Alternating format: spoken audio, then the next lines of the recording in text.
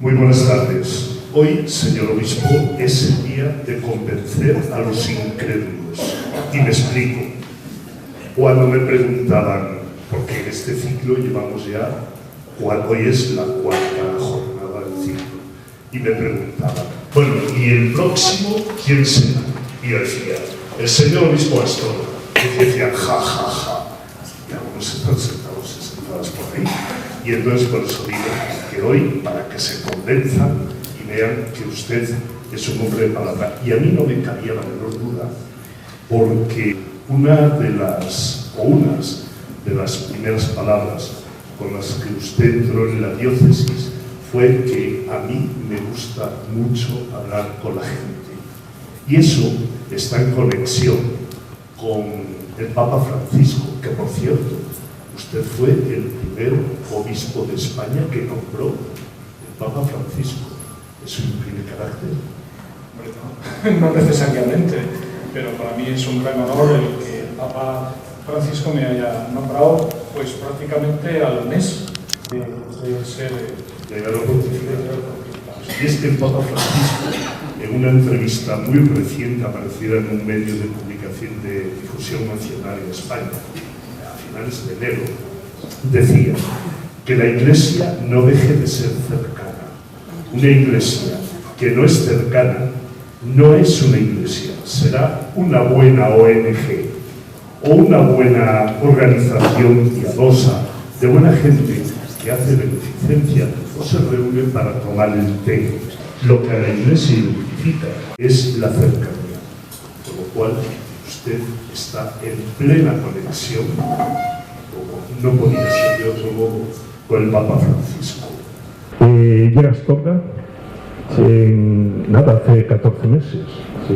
Diciembre de 2015. Mañana era 14 meses. Mañana era 14 meses. Sí, sí. Es una diócesis, como dijo antes el concejal de Cultura, extensa, 12.000 kilómetros cuadrados, 970 parroquias, 180 sacerdotes, dispersa, población envejecida. Vaya ánimo, ¿no?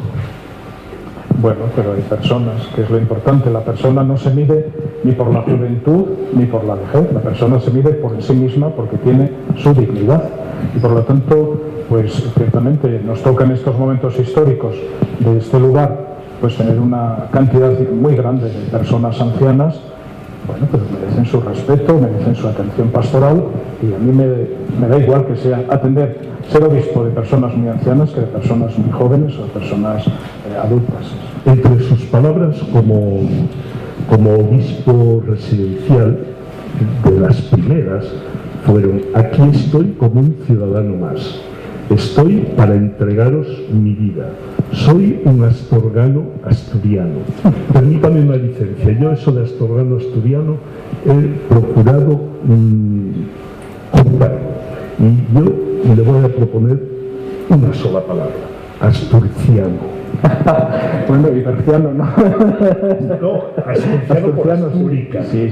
Y Asturias, entonces lo tenemos todo junto. Sí. ¿Qué le parece? Es lo mismo, Por eso. Pero es economía de lenguaje. Claro, cuando en Asturias me despedían, digo, no me despidáis, que yo voy a mi tierra, voy a la misma tierra, que es Astúrica. O sea que, sí. ¿Y cómo se encuentra después de un año? Me he sentido muy acogido, en primer lugar, por los sacerdotes. Es que lo recibieron con el himno de Asturias. Bueno, claro, por supuesto. Hasta en Puebla de Sanabria me recibieron con el himno de Asturias, o sea que... una cosa que no tuvimos... No fuimos capaces de prever, pero podíamos haber... Al final lo cantamos todos, porque todo el mundo sabe el himno de Asturias. Bueno, aquí ya sabe, no? Claro. Aquí ya sabe que todos tenemos parientes en Asturias. Claro. Aquí en esta zona, de siempre. Sí. O sea que también somos un pelín asturianos. Pues sí. Y hay labor que hacer, ¿verdad? Pues sí, claro. Nunca queda, Mucha. tiempo libre para...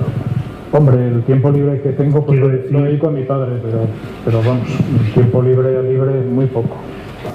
¿Usted fue monaguillo ahí en su pueblo? Pues sí. ¿Se comía las vinajeras? No me gusta bien. No le gusta bien.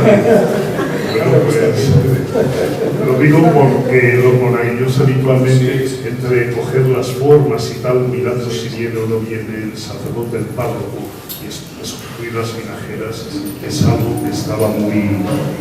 En Asturias hay un dicho, no sé si aquí lo dicen también: si quieres un hijo pillo, mételo a Amarillo.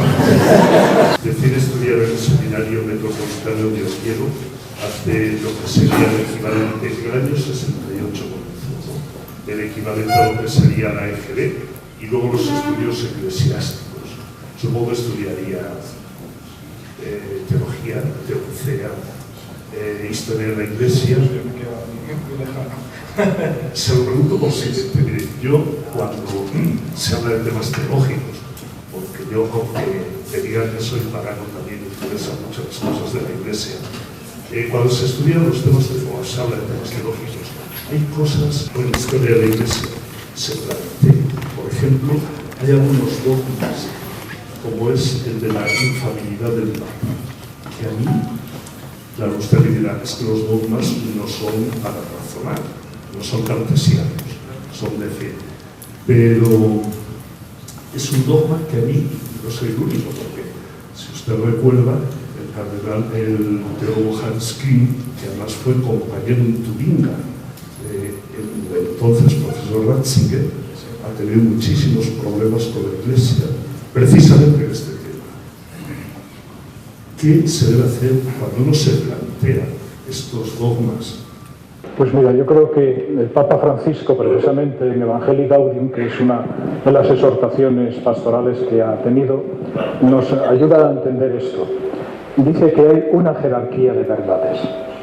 No es lo mismo la verdad fundamental del cristianismo, que es que Cristo ha resucitado. Bueno, primero que Dios existe, evidentemente, pero que Cristo ha resucitado, y esa es la verdad central de la que nace y vive nuestra fe, que las otras que se van desparramando a partir de esta jerarquía de verdades, ¿no? La infalibilidad del Papa hay que entenderla en la infalibilidad de todo el pueblo santo de Dios. Dice el Concilio Vaticano que todos los bautizados son infalibles cuando proclaman en todas partes la misma fe. Esta es la infalibilidad. Entonces, el Papa, sucesor de Pedro, ha recibido la misma misión de Pedro, que es la de confirmar a sus hermanos en la fe. Y por tanto, cuando él habla ex cátedra, es decir, cuando proclama una verdad, no lo hace sin consultar al pueblo de Dios, y tampoco lo hace sin consultar a la tradición, y tampoco lo hace sin estar de acuerdo con la palabra de Dios. Es decir, que es todo una cadena, de manera que lo que pronuncia el Papa, eso es lo que ha vivido inconscientemente, probablemente la Iglesia, y no lo llegó a formular hasta que el Papa lo formula, ¿no? Esto es cómo debemos entender ese sentido de infalibilidad, desde la infalibilidad de todo el pueblo de Dios, el cual está asistido por el Espíritu Santo. Papa Francisco, en la encíclica Evangelii Gaudium, condena el liberalismo económico porque dice que mata al hombre. Y sin embargo, Eso ya lo había dicho Juan Pablo II en centésimos años. Es decir, un liberalismo... Pero ahora con acento argentino y español no suena mejor. Un liberalismo llevado a sus extremos, es decir, a una situación en la que lo que prima es la economía por encima de la persona. La Iglesia eso nunca puede estar de acuerdo. La dignidad de la persona es lo principal y primero. De todo debe estar al servicio de la dignidad de la persona y de su respeto. De todos modos, no me negará que en muchos casos ha dado la impresión de que la Iglesia ha estado del lado de los poderosos. Sí. En muchos casos. Ahora eso no se puede negar, en algunos casos históricos, y también estuvo al lado de los pobres, porque todos los hospitales, todas las atenciones, estuvo al lado de unos y de otros, ¿no? Porque todos forman parte. Mira, el gran éxito de la primera comunidad cristiana estuvo precisamente en romper estas barreras y considerar a todos hijos de Dios y por tanto hermanos. Y allí todo el esclavo era tan hermano como el libre. Y yo creo que eso en algún momento se perdió, esta dinámica, ¿no? Creo que es necesario recuperarla. Todos somos hermanos. Y por tanto, entre nosotros no debe haber diferencias y busquemos el bienestar con la necesidad que cada uno tenga, respetando evidentemente la libertad personal, que es necesario respetar, pero también esa libertad personal, como dice el Papa Juan Pablo II, sobre nuestros bienes hay siempre una hipoteca social. Nosotros debemos de utilizar los bienes que necesitemos para vivir, pero aquello debemos de compartir con los demás, pagando los impuestos, etcétera, colaborando solidariamente con causas nobles con los demás. Si hoy día apareciera Cristo en el Vaticano, pediría un látigo, lo mismo que hizo en el templo cuando fue y expulsó a los mercaderes. Digo, el Vaticano por centrado en el núcleo. Pues mire, yo creo que... ¿O reconocería la Iglesia que él fundó? Pues probablemente sí, porque es la que él sostiene a través del Espíritu Santo. Bien, en el Vaticano hay, ciertamente es una mole, una construcción inmensa, pero hay que entrar dentro. No, yo no me refiero a Vaticano materia, sino... No, a la estructura como tal, sí. Claro. La estructura del Vaticano como tal, pues bueno, son los que ayudan al Papa en el gobierno de toda la Iglesia. Como en toda obra humana, pues hay personas que lo hacen bien, otras regular y otras muy mal. Entonces, eso hay que combinarlo con todo el gobierno, diríamos, de la Iglesia. Yo cuando voy al Vaticano, y tenía la misma impresión que podrías tener tú, ¿no? Pero cuando voy al Vaticano, diálogo con los cardenales, diálogo con la Secretaría de Estado, etcétera, encuentro hermanos. Es decir, personas como yo, que están al servicio de toda la Iglesia, ¿no? Y sus despachos son más austeros incluso que el mío. Pues son sillas y mesas, ¿no? Bueno, el apartamento de Monseñor Bertone... Bueno, eso es la casa que se ha montado. Y el de Monseñor Roux con Madrid... No, pero vamos a ver. Eso son palabras mayores. Bien. Pero mira, el de Monseñor Roux con Madrid es un piso grande, porque tiene que estar atento, tiene unas monjas y están con él. Y el Papa en un monasterio. No, el Papa está en una Quiero casa, decir, en una residencia... en una casa sacerdotal como estoy yo. Sí, pero que no está... Yo estoy en una casa sacerdotal. Yo tengo un palacio en Astorga. Y otro estoy en ¿cómo se llama? En Santa Marta de Tera. Sí, lo conozco. Bueno, están al servicio del pueblo, porque son fuente de turismo. En Astorga pasan 100.000 personas a ver el palacio.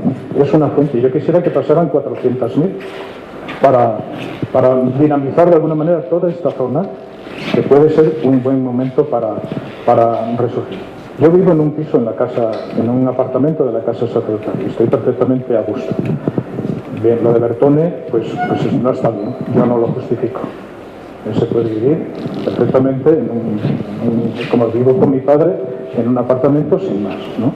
Por eso digo que en el Vaticano hay gente muy buena, santa, que está trabajando día y noche, porque tienen que estar día y noche, puesto que la Iglesia es universal, y cuando llama un obispo de Filipinas, alguien tiene que responderle en el Vaticano, que son las 3 de la mañana, ¿no?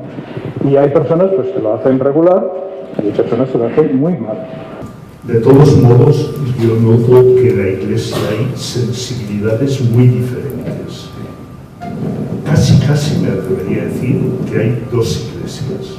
Por un lado están los Opus Dei, los Kikos, los legionarios de Cristo. Por otro lado está tercer mundo o alto mundo.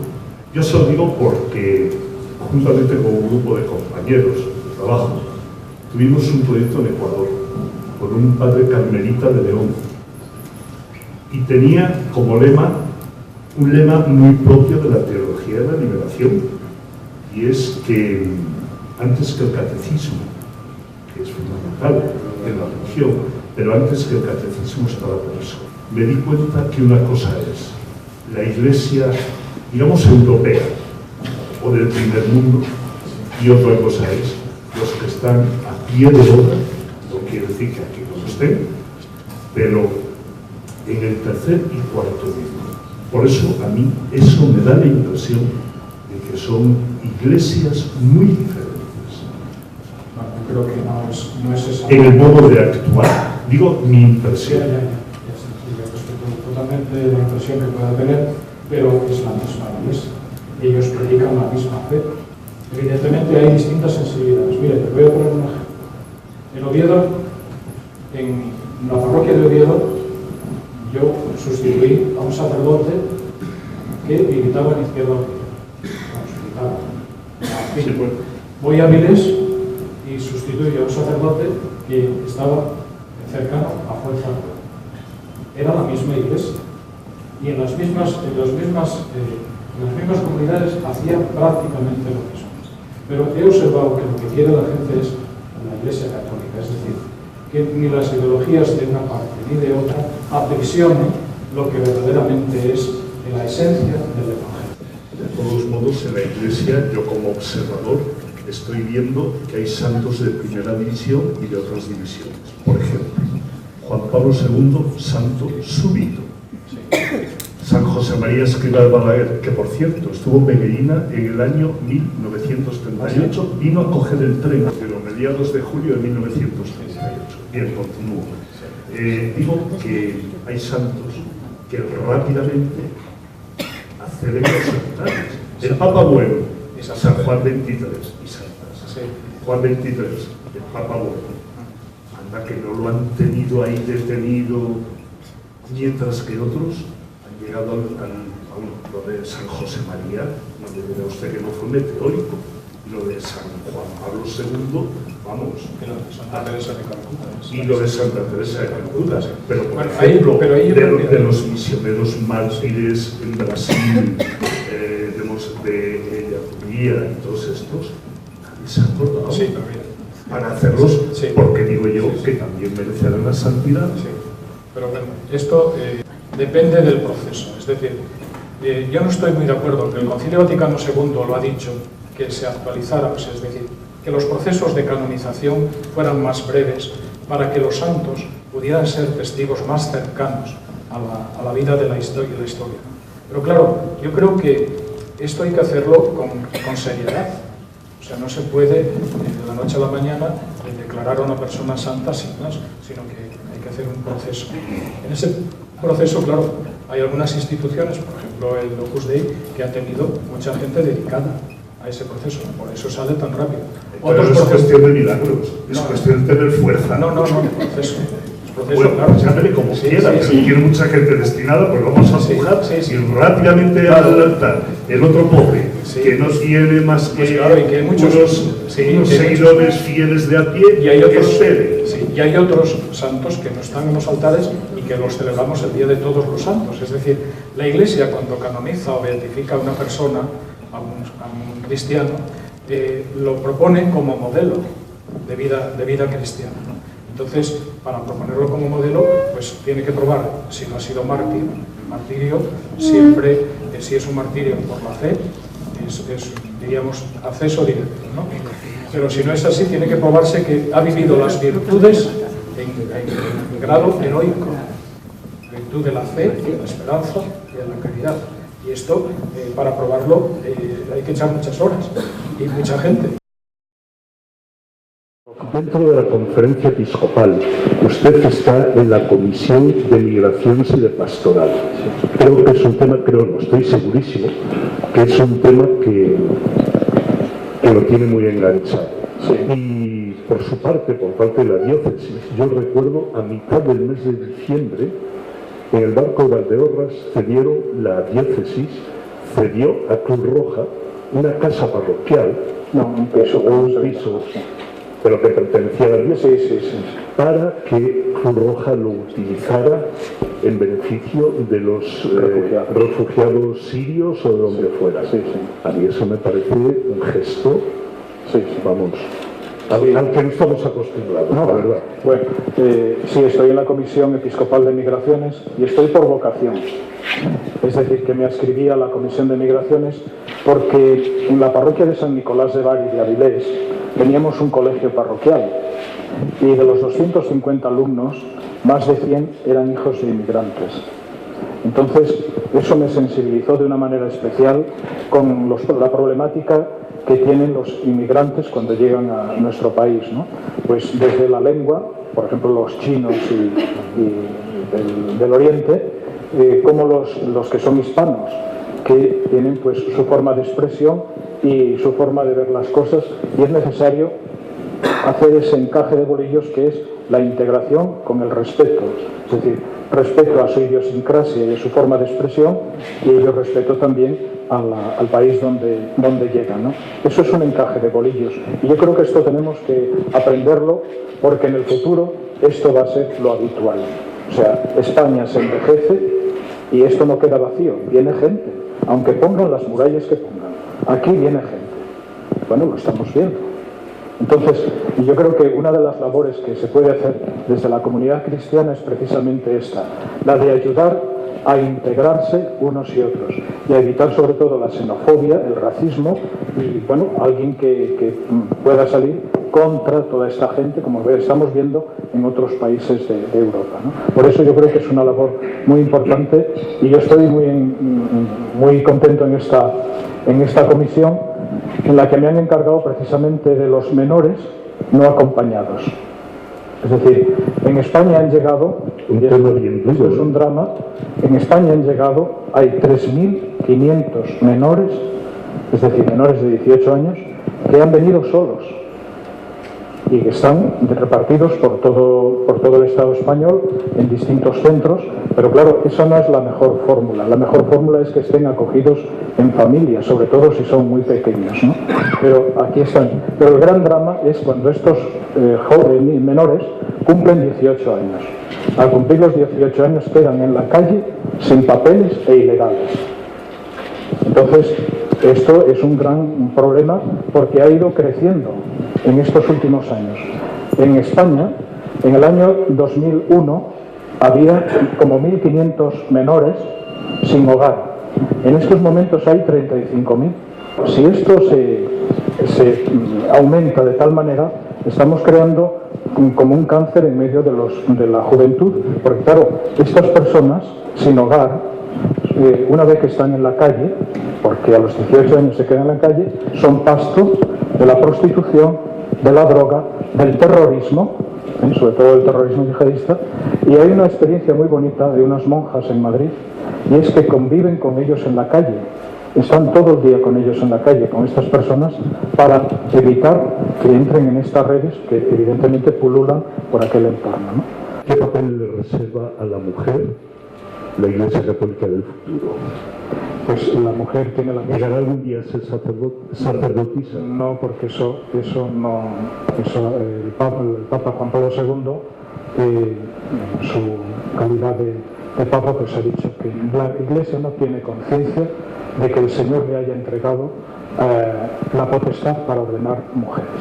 Y ante los problemas del mundo actual, yo que sé, el aborto, el divorcio, la homosexualidad, etcétera, la Iglesia sigue a piñón fijo la doctrina marcada hasta ahora, o puede también adaptarse a los nuevos tiempos sin renunciar a sus principios. Ya, pero es que es muy difícil adaptarse a los nuevos tiempos sin renunciar a la defensa de la dignidad de la persona humana, a la defensa de la vida en todos y a la defensa del matrimonio entre hombre y mujer.